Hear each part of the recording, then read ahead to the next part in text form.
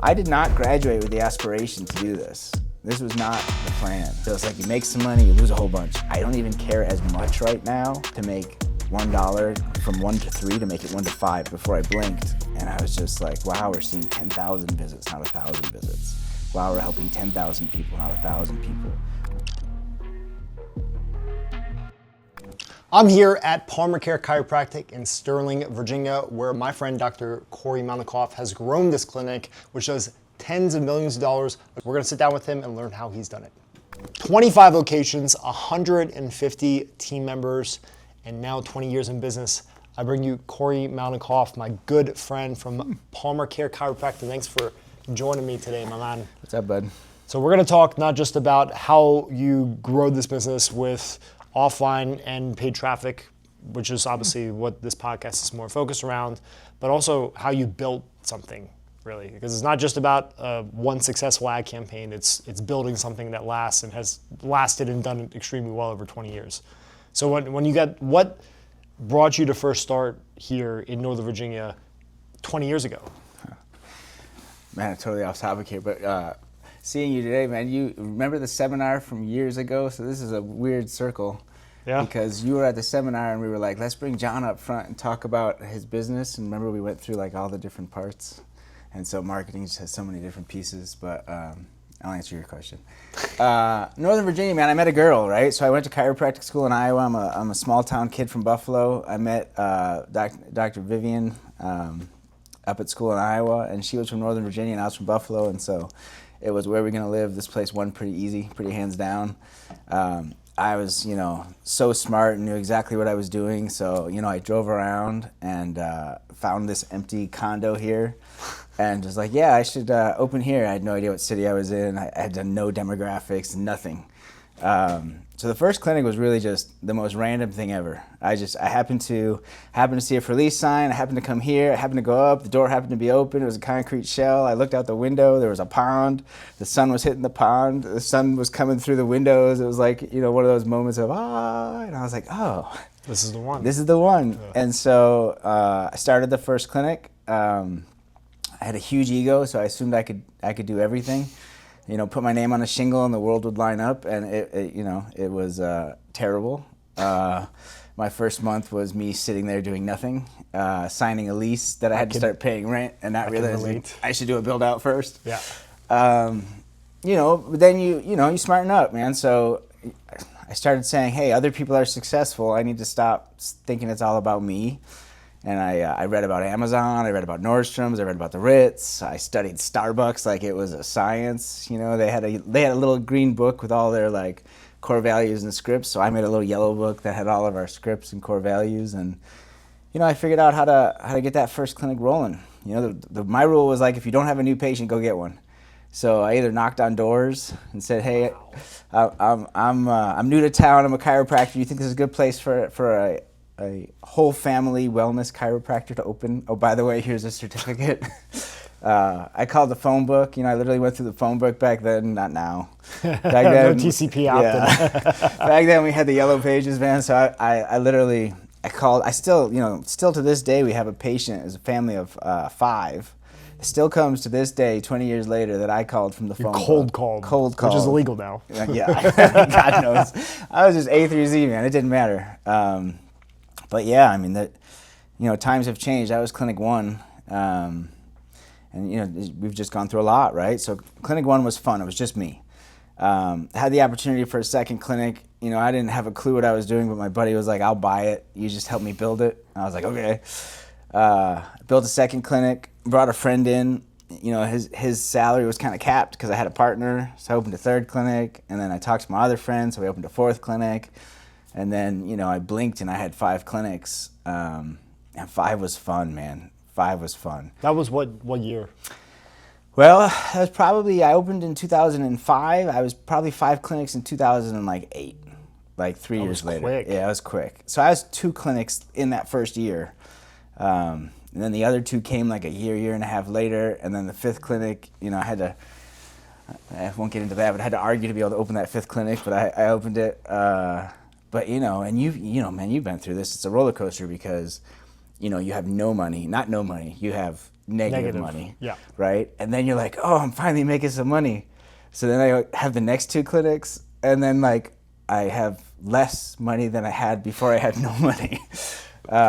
You know, and then you go to 5 clinics, and it's the same thing. So it's like you make some money, you lose a whole bunch. You make some money, but so I've kind of learned that over the years, right? And it's been a process. So you prepare yourself to invest, and a whole nother story. But yeah, 5 clinics was fun. 5 clinics was a lot of fun. And then when I pushed it from 5 to try to go to 10, you know, as I get it towards 10, wheels fell off, and you start to feel that. You know, anyone that's kind of scaling their business, it is not the same business at 5 as it is at 10. And so when the wheels started falling off, I was like, you got to build some infrastructure. Now it's not my hands on everything. Now the marketing is not me knocking on doors, calling the phone book, setting up events for our doctors to do. And now the game is, you know, your game, which is now I got to start learning some digital. I got to start doing some stuff. I got to have an infrastructure of people to support. You know, and then when 10 clinics start pushing towards 20, you start to feel the wheels fall off. Now you got to get stronger at digital. Digital needs to be, I mean, everything. I mean, even we're working on it now, like the CRMs. The CRMs are so good at, you know, analytics and data that, man, the game now is, you know. When you custom build everything now. You have to. Yeah, you have to. You need to go super deep with your reporting. Yeah, you have to, right? So, you know, the stuff we're working on now and the people I'm working with to help me, you know, they want to know cost per acquisition for everything, right? So you know, by source and by everything. So I was, you know, I'm sitting back there with Andrea, who does our books, and she's got an advertising budget that, you know, we probably should have had 10 years ago, but, you know, you learn as you go. And so now it's like you're spending X dollars here to get this many clicks, to get this many, you know, leads, and then how many leads show up and how many who show up actually start. And so now it just becomes this crazy numbers game. And then, you know, you throw into that geography, and yeah, there's just so much. Like you and I were just talking about that beforehand, but, you know, there's just so much. It's like, you know, I was working with this company, and they asked me for my cost per acquisition, right? And so we went ahead and we created. And they were asking across all clinics? Everything, right? Everybody. So we did it. I took, you know, the 25 clinics, and here's how much in 25 clinics we spent on Facebook and Google and Instagram and yada, yada, yada. And then here's how many patients we have. And I looked at that, and then, you know, you want to smile, because I'm like, that's the most amazing statistics. We're kicking butt. But then I'm like, oh, this doesn't mean anything. Right? So like I literally called them up in Vegas, and I was like, hey, I just sent you guys all those statistics, but I don't really think they mean anything. And they're like, well, what do you mean? I'm like, well, I have a clinic, you know, in Maryland that got 50, 60 new patients last month from Google. I spent $500. From Google. Google search, or just like organic? Both organic and paid combined, okay? I spent $500. That's it. Wait, how many? 50 new? 50. So you paid $10 cost per acquisition. Yes, right. So that clinic had 50 new patients, $500. And then I go to a clinic, like I'm telling you, like in Texas, which has a much bigger digital congestion, and I spend $5,000, and we get like maybe 15. But when you take 5,000 and 500, 5,500, and it adds up to 60, you're like, I'm kicking butt. I'm like, well, you're not really. I'm kicking butt because one clinic's doing great. So, you know, the hard part of our world is it has to be under a lens. Like it's got to be clinic by clinic by clinic by clinic by clinic by clinic, because everybody's different. I mean, even in the digital landscape, I'll have one clinic that's just amazing on Facebook. I'll have another clinic that's amazing on Google. You know, and I'll have another clinic that we got to focus on. It's all geo. Oh, it's so geo. So, but are your LTVs on the customers different per geo as well on not average? Too much. That's pretty consistent. Yeah, that's pretty consistent. That's pretty consistent. It's only plus or minus a couple $100. So that's been pretty. That's awesome. Yeah, we know what that is. You know, one number that I don't have that I think would be very cool. We don't have the LTV broken up by source. And wouldn't that be cool? Do you tag your customers through your CRM? Ish. By source, kind of? Ish. So, you know, one of the problems in chiropractic is that the EHRs and the CRMs, the way they work together is all bridge built. And so we're not like API connected to most stuff. And so, you know, most of the people that I think you'd probably in your circle, like everything's probably API connected, where everything's just we talks. webhook everything. Yeah. So, I was There's just sub-IDs, we pass by source, 100%. the whole thing is built for it. That's how it should work. But chiropractors are not. I get it. They're not from this world. Yeah. So, I was telling you, I just interviewed someone today. I have a couple more next week. I'm trying to bring someone in-house, and one of the things I have to be an expert at is high level, right? Because I want them to go high level. We build on high level too. Yeah, so I love it. We use it, but now I want the analytics to really be tagged. So we're literally in the process of moving our entire database of patients from our EHR to high level with tags. So the next generation of this is going to be not an LTV, but an LTV by source. Against CPA, Yeah. right? Yeah. Or 100%. I guess if you have all the data, you could be willing to spend more to get a customer too, Right. if you know the LTVs to there. But your LTV is consistent, so you could blend it too. And also something we're seeing too, more so probably e-com or like we generate the traffic, we get paid out on the front end, we don't get any back end, right? But like insurance companies and stuff that buy leads or calls from us, for example, they look at it as like a blend of contribution margin, right? So it's not just what's your CPA on the front end with Facebook, but if you spend more on Facebook, does that average down your Google CPA? So this is where where it gets really like no, but ninja, that's where we need to be, right? So that's where you have to be. Like 25 clinics, that's where I've got to be, right? And then 50 clinics, it has to be. Like the rest of my world, like everything else, is 100% statistic driven now. Where that didn't used to be. It used to be I would go and I'd see and I'd react based on what I saw. Now I have dashboards where everything is statistically driven, right? I know exactly what's going on in the clinics. I know if it's a conversion problem. I know if it's a doctor problem. I know if it's a CA problem. I know if it's a system problem. Everything's driven by stats. You can just see it.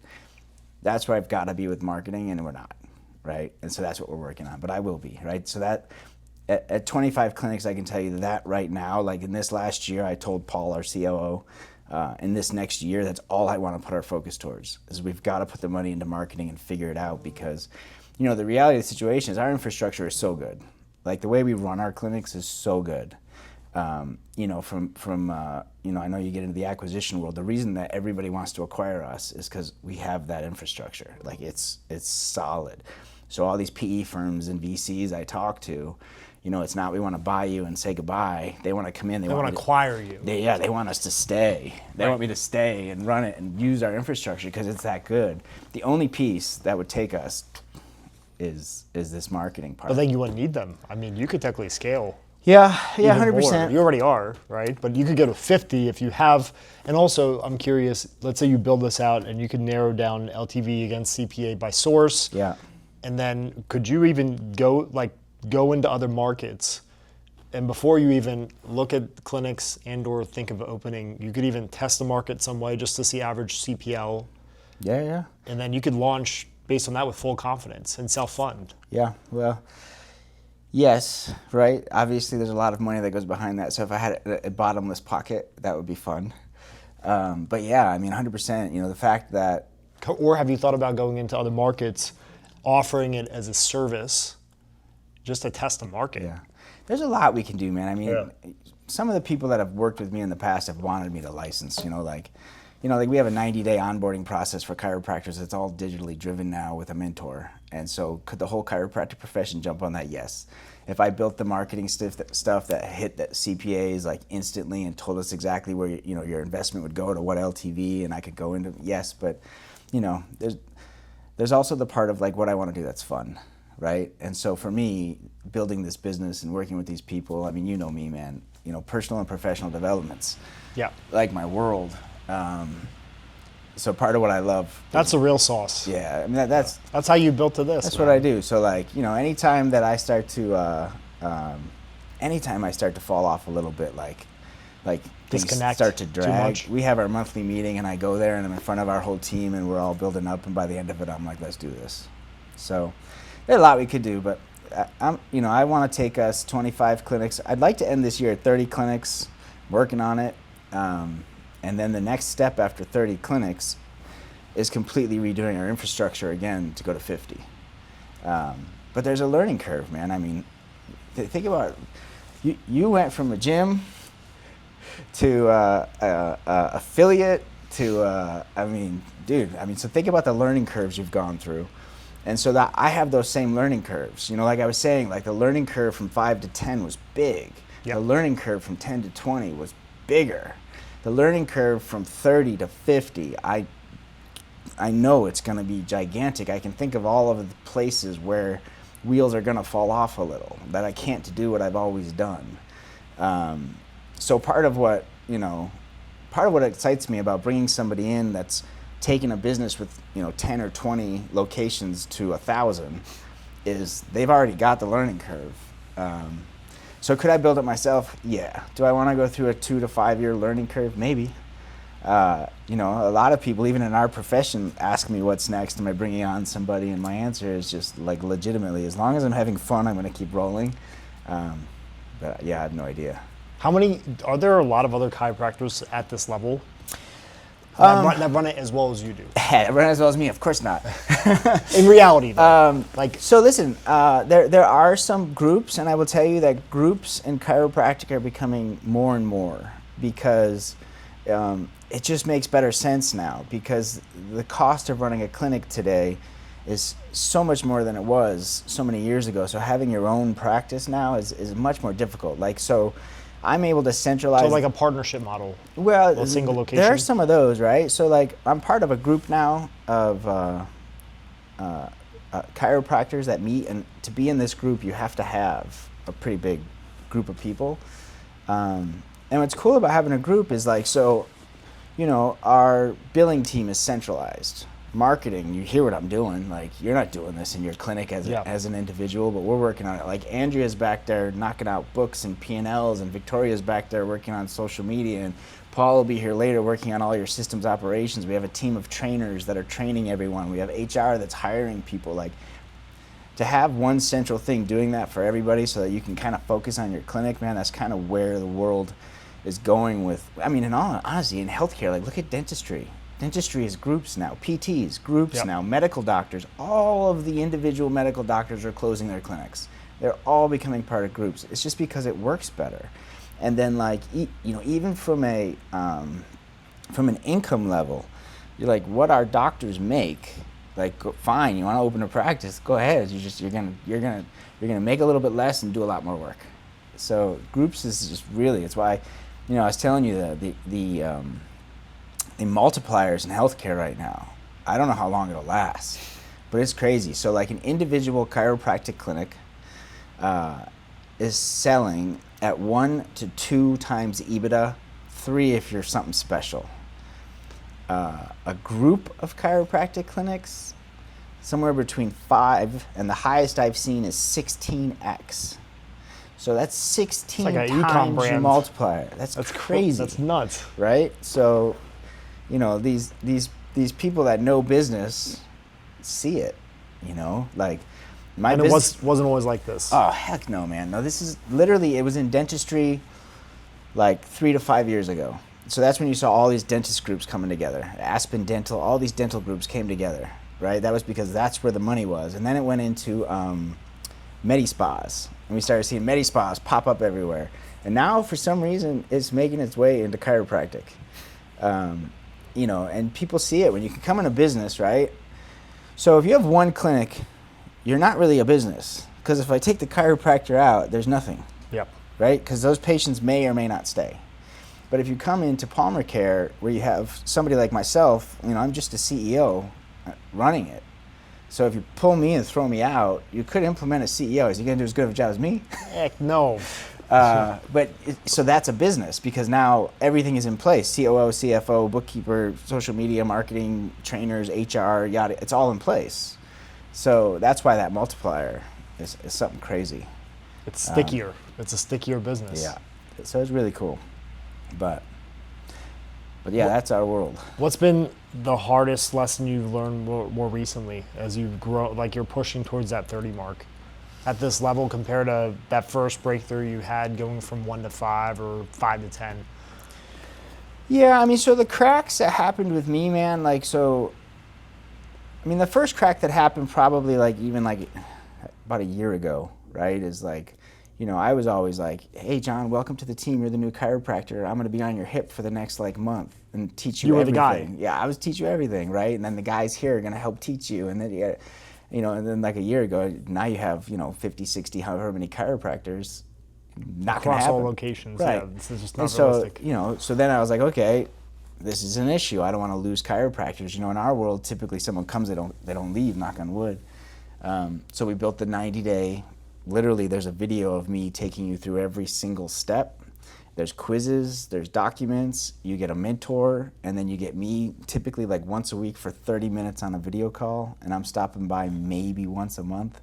So it was a problem we saw, and we literally had to fix it. The other cracks as you get bigger is trying to keep your finger, which I'm getting better at, trying to keep your finger on budgets. So that that's what we're literally in the process of. Everybody needs to have a budget, and Andrea is awesome. She's sitting there breaking down. It's not an Amazon cost. She's breaking it down exactly by every little piece, and the hope is that eventually we can get to, well, this clinic should be ordering X dollars of toilet paper.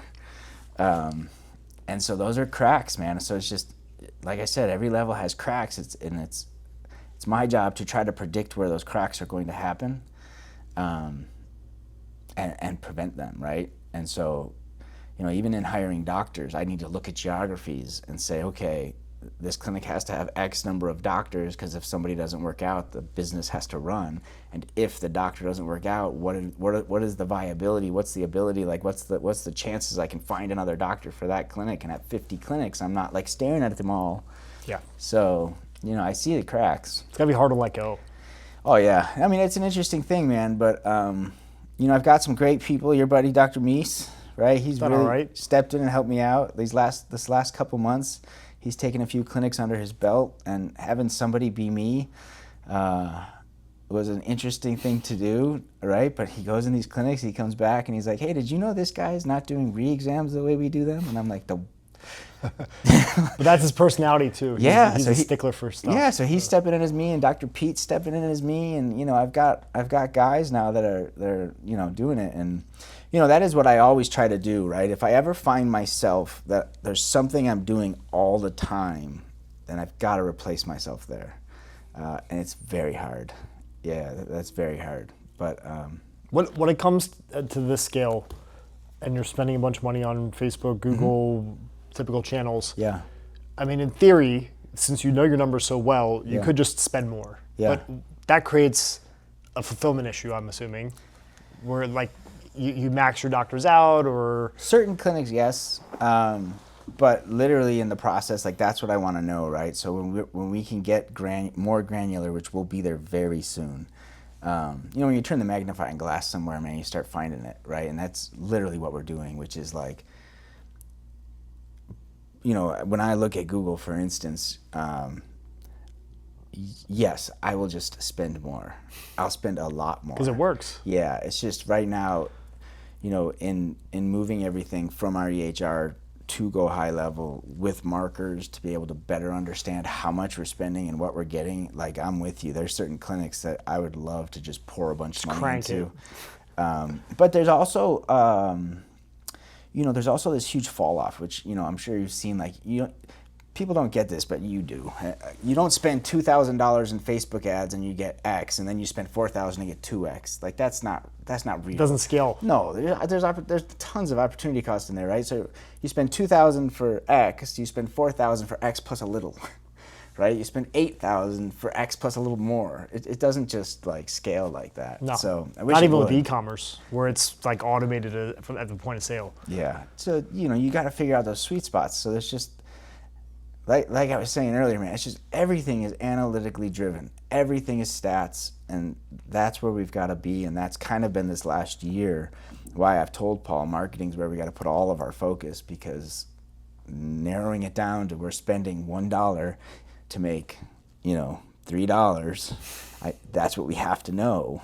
I don't even care as much right now to make $1 from 1 to 3 to make it 1 to 5. I don't even care. I just want to 100% know $1 makes $3. And if that's the case, then cool. Now we can, like, as I go through these guys I'm working with in Vegas and some other spots, you look at the whole process. How much is it to get someone to click the button?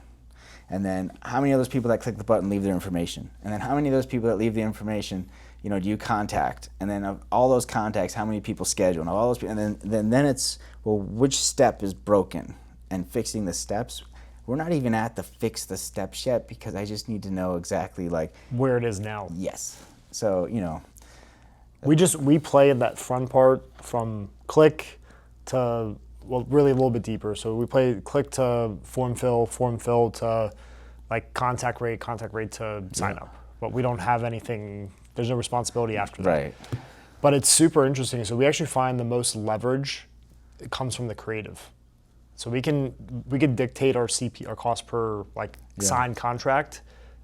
I mean, the funnel we can optimize for sure. There's leverage there. Like after a certain point, if you test thousands of ad variations of like winning iterations and then new concepts, usually then you go deeper with the funnel to really like squeeze more. Yeah. But dude, it's almost all creative at this point. Yeah, no, 100%, right? So that's kind of where I'm at is, how much are we spending right at that beginning point and what's coming? Yeah. How much creative are you, like once you have your offer, whatever it is, a paid or a free? Not enough. That's yeah. You could cut your CPA and like, I don't know what it is, how much you squeezed right now, but probably like 50%. Yeah. It's wild, just from creative. Yeah, no, we're trying to pump more and more out. You know, in the last even like 6 months, man, the amount of stuff we're pumping out is way more than we used to. I got the clinics a little more involved because I wanted to have a little more of the actual, you know, in digital, man, I can go and I could grab chiropractic stuff. I could create so much, like give me an hour and we could throw that on our pages. But I really would love to have a lot of these localities have their doctors, their face, you know, the face of the doctors showing up. So I've tried to get the local clinics to do a little bit more, you know, like, you know, Misag, you know, I'll never forget his story where he walks into the mall and someone's like, "Are you the headache doctor?" And he's like, "What are you, I did one post on Facebook." So we're doing a lot more than before, man. But, you know, the reality is it's never ending, you know, it's never ending.